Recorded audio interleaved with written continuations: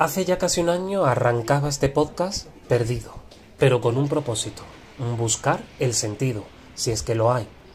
Dos han sido las preguntas que más se han repetido en las 10 entrevistas hasta el momento. ¿De dónde venimos y hacia dónde vamos? De esta segunda es difícil encontrar respuestas. Sobre el futuro, las suposiciones y las creencias se imponen ante la falta de hechos y certezas. Justo lo contrario debería ocurrir con la primera, es decir, el pasado, con hechos demostrables, debería estar fuera de dudas. Sin embargo, son más los mitos y leyendas, a menudo negras, y entonces vuelven a surgir las preguntas. ¿La historia es la que cuentan? ¿Y quién la cuenta, por cierto? Hoy busco respuestas en la Real Academia de la Historia. El entrevistólogo se pregunta para dar sentido a lo que hace. ¿Lo encontrará? Dice que nunca ha estado tentada a enseñar la historia a su manera. Carmen Iglesias es ortodoxa en su materia. Los hechos son los que son. Otra cosa es que los políticos los hayan manipulado y contado a su manera. Me lo recuerda en una de las imponentes estancias de la Real Academia de la Historia, en pleno centro de Madrid, institución que encabeza desde 2014, cuando se convirtió en su primera directora. Ocupa también uno de los asientos de la Real Academia Española. Antes fue docente universitaria y tutora del actual rey.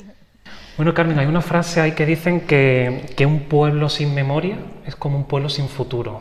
Desde luego, porque solamente desde el presente, para pensar en el futuro tiene que saber lo que ha pasado, lo que lleva detrás. Y eso es absolutamente cierto. ¿Usted cree que los españoles somos un pueblo sin memoria o con memoria selectiva?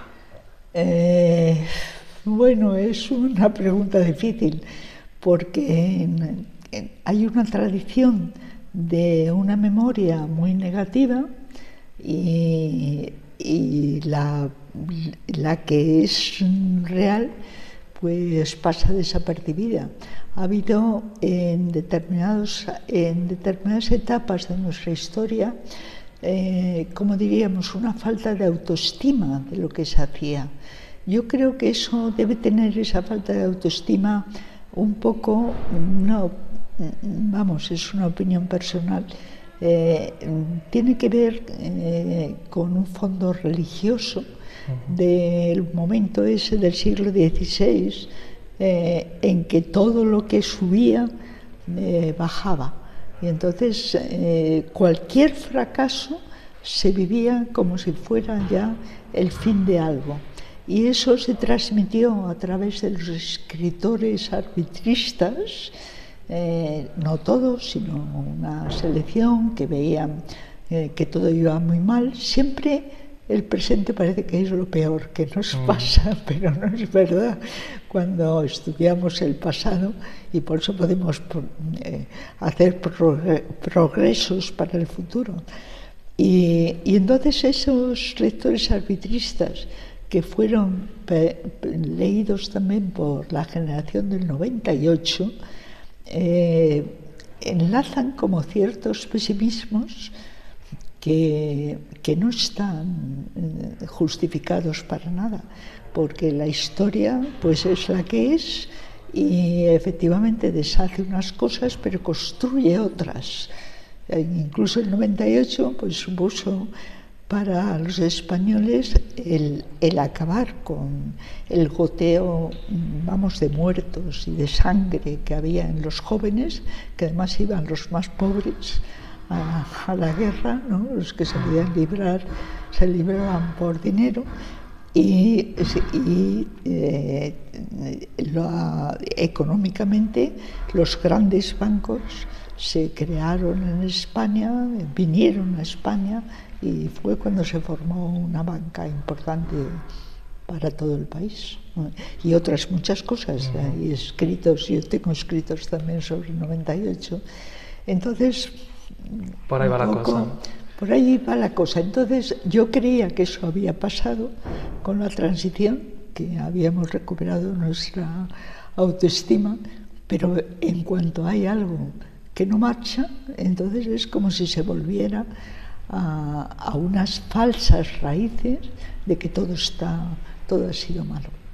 O sea que pese a la creencia colectiva de España como un país jovial, tenemos ese pozo sí, un pozo pesimista. Yo creo que sí, un pozo pesimista. Aunque es verdad que todavía, ahora que he estado de viaje, sigues encontrando gente amable y gente que ayuda siempre. Pero bueno, hay de todo. Hay de todo. Yo me digo, Carmen, si la historia son hechos probables, ¿no? ¿Cómo es posible manipularla? Los hechos, y como decía Hannah Arendt, están ahí. O sea, tiene una anécdota que si quieres la digo brevemente, que los hechos no se pueden tergiversar nunca y es la base. Sobre esos hechos nosotros necesitamos una explicación, un marco de significación, porque los hechos en cierta medida son mudos. Entonces, el ejemplo que te iba a comentar es que pone Hannah Arendt, es que en la Primera Guerra Mundial, después justo de la Guerra Mundial, cuando estaban en las pacificaciones y demás, pues un alemán preguntó a Clemenceau, que era el líder, digamos, francés y demás, ¿qué piensa usted, señor Clemenceau, que dirán las siguientes generaciones de quién empezó esta guerra, la Primera Guerra Mundial, que fue espantosa, porque ahí se probaron unas armas químicas terribles, ¿no? Terribles, y murió muchísima gente de muertes también en la Segunda Guerra, pero en la Segunda Guerra caían bombas, pero la guerra química que hubo en la Primera fue espantosa, ¿no? Era conocida. Y entonces Clemenceau, que tenía mucho un sentido del humor bien, le dijo: mire usted, no sé lo que dirán los historiadores del futuro sobre la guerra, pero lo que estoy seguro que no dirán es que Polonia invadió a Alemania. Entonces, ese es el hecho. O sea, Alemania invadió los países, Alemania quería tener un gran imperio, en fin, etcétera, ya desde la Primera Guerra, la Segunda fue una revancha también en ello. Entonces esos hechos tienen que tener ese marco de significación, que es, naturalmente, cuando aparecen más datos, pues se pueden reordenar, enriquecer, pero siempre, nunca, como decía Hannah Arendt, nunca hay que confundir la labor del verdadero historiador con la opinión. O sea, cuando las opiniones sustituyen a los hechos, decía Hannah Arendt, hay que salir corriendo, como ella hizo con los nazis cuando huyó de Francia, primero de Alemania y luego de Francia. ¿Quiénes diría usted que son o han sido los mayores manipuladores de nuestra historia? Eso sí que me resulta difícil. Bueno, Antonio Pérez, en fin, hay toda una tradición, pero yo creo que lo principal, digamos, no son los malos que hablan mal por definición, sino que la gente lo crea, y lo creen países europeos porque les conviene políticamente creerlo, porque la monarquía hispánica es un hecho, los 3 siglos que no fue nunca un imperio. Los imperios surgen a partir del siglo XIX y surgen con los anglosajones y yo siempre digo en las conferencias que la monarquía hispánica en esos 3 siglos era policéntrica, había varios centros, no era solo España, Madrid, Sevilla, etcétera, sino, bueno, México era el centro del mundo, pues, tenía la carrera de Indias que llegaba allí y el galeón de Manila, pero Perú también era el virreinato del Perú, centro del mundo, y Filipinas en lo suyo, es decir, era policéntrica para empezar, con gran movilidad, sorprende la movilidad. En nuestro portal de historia, que hemos hecho hasta los itinerarios vitales de la gente con quien se encontraban en distintos sitios, la movilidad que iban y venían era impresionante. Entonces, esa monarquía que no hizo genocidio nunca, o sea, una cosa es el momento del descubrimiento y la conquista y otra luego ya es a partir de 1540 y la propia reina católica que dejó bien claro que incluidos los indios, todos los que estaban en América eran súbditos del rey exactamente igual que los españoles.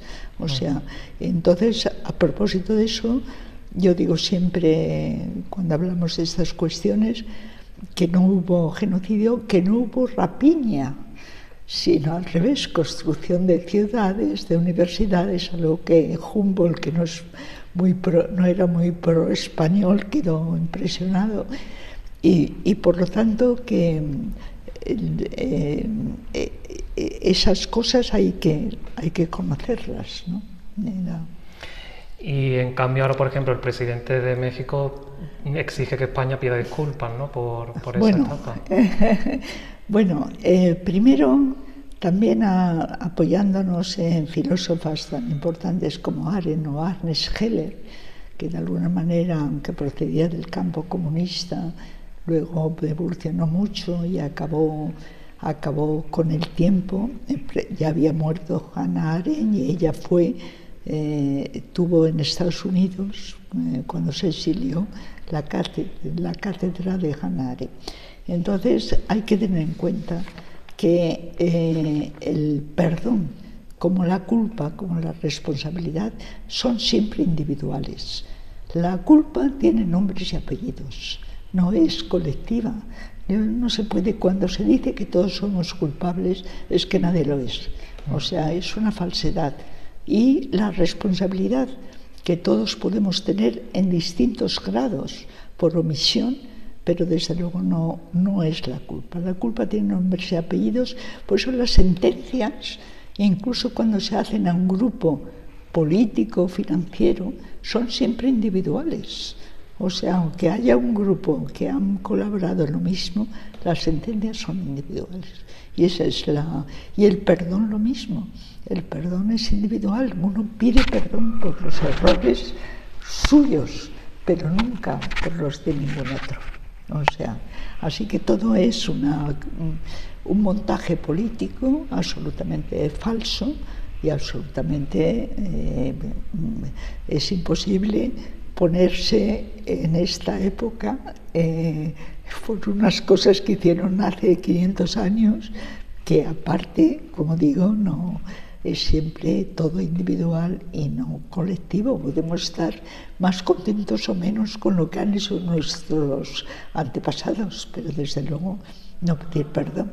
Aparte de que ahí está, yo siempre decía en las clases universitarias que no sabemos los españoles quiénes somos si no conocemos América, si no conocemos esas ciudades como Quito, como Lima ha perdido más posteriormente con la independencia, pero por ejemplo Quito, cómo se mantiene, el propio centro de México, etcétera, etcétera. Pero parece que en cambio ese odio mueve a mucha gente, ¿no? Y vemos, por ejemplo, cómo derrumban estatuas de Colón. Claro, porque, lo que se ha llamado la leyenda negra ha funcionado muy bien porque políticamente interesaba mucho a los anglosajones. O sea, durante un tiempo, incluso para los españoles y para generaciones, se han borrado los 3 siglos de la monarquía hispánica. O sea, saltábamos de algo de Edad Media, tal, por encima, y ya al siglo XIX. El siglo XIX es cuando verdaderamente empieza otro tipo de globalización. La primera fue el descubrimiento de América y la vuelta al mundo, y esa la hicieron los hispanos. O sea, porque además España, que había estado 8 siglos teóricamente, naturalmente en distintas etapas, pero frente a los musulmanes, que es muy importante, como decía uno de mis maestros maravillosos, Díez del Corral, nunca ha sido belicosa, sino guerrera. Y entonces esas guerras participaban todos. Participaban en la llamada, con comillas, reconquista, digamos que simplemente el avance de los cristianos frente a los musulmanes, pues tenía que ver con esa ganancia que iban poco a poco, pero y que luchaban todos para defender su territorio. Ahí todavía no estaba vivo el mito este de las dos Españas, ¿no? Entonces. No, en absoluto. Sigue siendo un mito. En todos los países se pueden encontrar en determinados momentos también las dos Francias, las dos Gran Bretaña, bueno, Inglaterra con Escocia, además Irlanda y demás, es mucho más. Pero aquí nos hemos creído los propios mitos, ¿no? O sea que al final todo se resume en una lucha de poder. Exactamente. Muy resumido, pero es indudablemente una lucha de poder. El pensamiento es lo más difícil, pero lo que queda, las creencias, etcétera. ¿Cuál diría usted que es la mayor mentira que se ha contado sobre la historia de España? Y que la gente mantiene en su imaginario. Quizá lo del genocidio de los indios, cuando es justo lo contrario. La única protección que han tenido los indios ha sido del mundo de España, o sea, desde el primer momento. Y además se salvaron las lenguas indígenas gracias a los españoles, que utilizaron, como es sabido de todos, la gramática de Nebrija, la gramática en latín, no la gramática castellana, que era una más, sino la gramática en latín, para salvar algunas de las más importantes lenguas, porque cuando llegaron, y todavía ahora en ciertas regiones, había tal multiplicidad de lenguas que un pueblo no se podía entender con el al lado, ¿eh? O sea que hubo ahí también una tendencia, en la medida en que nos globalizamos, pues tenemos unas lenguas, el inglés, el español, que lo hablan más de 500 millones, de lengua común, que es muy útil, aunque uno mantenga la lengua del lugar donde nació. Si es algo diferente, ¿no? ¿Y por qué cree usted que a las masas, no al pueblo, le convence antes un político que un historiador? Pues porque el político hace mítines, habla de las cosas, enardece las masas, es diferente. Que el historiador intenta, pues lo que yo estoy contando, explicar las cosas con mesura, explicarlas con cierta distancia, en el sentido de objetividad, y por lo tanto eso hay que convencer a la gente, mientras que lo otro pues deslumbra simplemente. Los linchamientos, por ejemplo, siempre son en grupo. El grupo es susceptible de ser llevado de un sitio a otro. Los individuos es más complicado, y por eso las mentes dictatoriales querrían eliminar el individuo.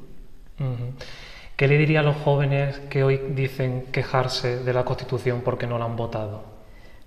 Pues que no tienen razón, porque esa es una herencia. Cada generación tiene naturalmente el derecho de intentar, pues el mundo cambia y por lo tanto cambiar, pero valorando lo que han recibido en la medida en que lo puedan valorar. Esa negación de la Constitución de Estados Unidos se mantiene gracias a eso. Gracias. Aquí yo lo que sí creo que en el momento ya pasada la transición, pues tenía que haber habido reformas puntuales de cosas, desde luego, porque quedaban obsoletas y se veía y había que... Pero los políticos nunca, como están solamente mirando a los 4 años que les toca mantener el poder, pues no entran en las reformas paulatinas, que bueno, ahí tenemos en eso, el mundo anglosajón es un ejemplo, ¿no?, de cómo se cambia suavemente, pero se cambia y las generaciones se van acoplando. A veces ha habido épocas peores que las de los españoles, ¿no? Y sin embargo, pues se va uniendo. Lo que no se puede es que cada nueva generación invente un sistema diferente, ¿no? Decía en la reciente moción de censura, Ramón Tamames se quejaba de que sabemos todos quién es Largo Caballero, pero no Blas Piñar. Por ejemplo. Pero bueno, no pasa nada con no conocer a Blas Piñar, desde luego, ni a los radicales de una y otro campo. Ha faltado una enseñanza en la Constitución. Yo, el único cargo que he tenido dependiente de un gobierno fue la dirección del Centro de Estudios Políticos y Constitucionales, en el que habían estado mis maestros, varios de mis maestros queridos, y además es un cargo que hubiera aceptado de cualquier gobierno, porque no me sacaba de lo mío. Yo nunca he querido, sabía muy bien lo que podía y me gustaba hacer. Que era el estudio y la profundización en lo que pudiera. Y en el centro creamos inmediatamente unas enseñanzas de la Constitución para profesores sencillas y tal. Duró 2 años, nos lo quitaron. O sea, eso gobernando el PP. O sea, pero en eso los políticos no han tenido, quizá por motivos varios, pero no han tenido ningún interés. Y luego la educación ha fallado, yo creo que desde el principio, desde Villar para así, empezó a fallar.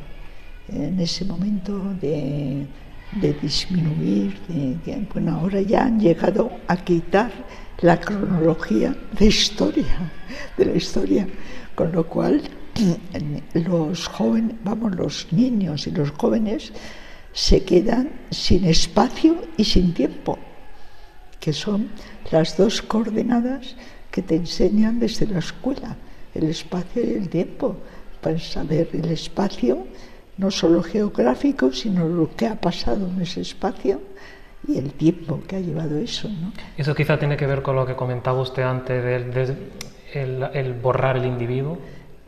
Tiene que ver, porque efectivamente cuanto más inculto se es, más fácil de manejar.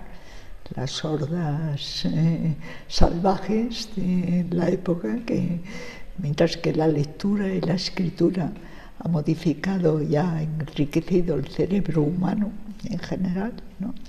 Es muy importante. Los que no saben nada ni entienden el mundo, pues van al impulso primero de destrucción o de salvajismo. Qué paradójico, porque vivimos un momento en que lo tenemos todo, ¿no? Exacto. Tenemos posibilidades abiertas al futuro muy importantes. Y hay, pero siempre pasa algo, siempre La vida es una jungla, decía Brodsky. Brodsky es un poeta, no sé si le conocéis, pero fue en una época que en España lo tuvimos muy en cuenta, que era como un amigo joven de la gran poeta Anna Akhmatova, que estuvo perseguida por en la Unión Soviética y clandestina y tal. Y Brodsky logró exiliarse a Estados Unidos y le llamaba mucho para inaugurar el curso en universidades, ¿no? Porque era un gran orador y un poeta muy excepcional. Y entonces hubo un momento en que contaba, no sé si me estoy pasando de hablar, pero que contaba que los 10 mandamientos a veces estaban un poco, digamos, oxidados o olvidados, y que él daba son los 5 o 6 mandamientos para los jóvenes que interesaban. Y el primero era cuidar el lenguaje, como si fuera la cuenta corriente de cada uno, porque sin un buen lenguaje, sin un amplio lenguaje, sin estar siempre sobre ello, el mundo se empequeñece y se hace más pequeñito. Y luego pues había otras, cuidar a los padres que han hecho lo que han podido, aunque en la adolescencia uno tenga que rebelarse contra muchas cosas, ser modestos, porque somos una brizna dentro de todo lo que pasa, no esperar mucho de los políticos. También hay algunos que hacen lo que pueden y otros pues que no. No esperar, hacer tu vida también. Incluso en los políticos se nota los que proceden de una profesionalidad que los que simplemente se han criado dentro de los partidos. O sea que eso es importante. Y luego decía una cosa muy bonita, de la vida es una jungla. O sea, hay que saber que hay envidiosos, hay que intentar estar al margen de no hacer caso, sino seguir tu vida. En fin, eran 6 mandamientos preciosos. Pues sí, muy actual, muy actual. Y muy actuales, yo creo, por eso lo ¿Usted, Carmen, como profesora, nunca se vio tentada a contar la historia a su manera o interponer su ideología? Pues yo creo que no. O sea, vamos, he tenido además maestros de todo tipo y me enseñaron lo que era la objetividad, ver los hechos, luego ver los textos que hay sobre esos hechos, tener los seminarios que hacíamos precisamente era y que bueno, yo sigo haciendo con pequeños grupos, pues tiene esa función, el de examinar los hechos entre varios. Yo creo que para tomar decisiones y actuar hay que pensar en voz alta. O sea, hay que pensar en casa, desde luego, y en tus lecturas y en tu soledad, pero para actuar hay que pensar en voz alta con los demás, porque solo eso ayuda mucho. ¿Y se fía de la historia que vaya a contar la inteligencia artificial? Pues no mucha en este momento, porque la inteligencia artificial de momento tiene que ser programada por la inteligencia natural, o sea que no mucha.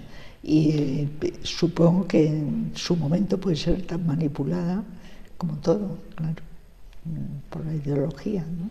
¿Ah, usted no es muy optimista? No por las ideas, sino por la ideología. ¿No es muy optimista usted con el tema de la inteligencia artificial y la enseñanza de la historia? Bueno, puede ser bueno o malo. Nosotros hemos hecho un gran portal de historia hispánica, absolutamente fundamental. dando un empujón tecnológico a lo que hemos hecho, porque nos copiarán, pero desde luego en este momento somos los únicos en el mundo que hemos logrado unir las biografías de nuestro gran diccionario biográfico electrónico, de más de 50.000 biografías, donde entran todos los aspectos, no solo políticos, escritores y famosos, sino espectáculos, toda persona que ha hecho algo por su comunidad de verdad, o sea, que ha cambiado un poco la mentalidad, que ha dejado una huella en los suyos, ¿no? Y entonces hemos unido esas biografías a los hechos históricos y por lo tanto hemos creado una herramienta que acaba incluso en lo que se ve gráficamente en el mapa mundi, a los hispanos en los 5 continentes y las relaciones que han tenido entre ellos, los itinerarios vitales. Yo fíjese, yo creo que muchas veces los jóvenes vemos la historia como algo ya que se ha superado, que ha pasado, pero yo me pregunto muchas veces por qué repetimos las atrocidades que hemos estudiado, como la guerra, ¿no? Claro, pues porque la condición humana es muy complicada y aunque vamos aprendemos difícilmente. Yo pertenezco a una generación que ha tenido mucha suerte, porque no justo había pasado la guerra civil y había pasado pasa la Segunda Guerra Mundial y no hemos conocido, pero guerras locales ha seguido habiendo en el mundo por todas partes, por intereses económicos, por intereses políticos, por las potencias que querían, África, por ejemplo, ¿no? El que ha sufrido África. Yo creo que es una de las historias que alguna vez habrá que contar, ¿no? En su opinión, ¿qué le diría la España del pasado a la España del presente? Uy, eso es difícil, así es tan abstracta la pregunta, ¿no? La España del pasado son muchos pasados y son una variedad de individuos, como hemos hablado, enormes, ¿no?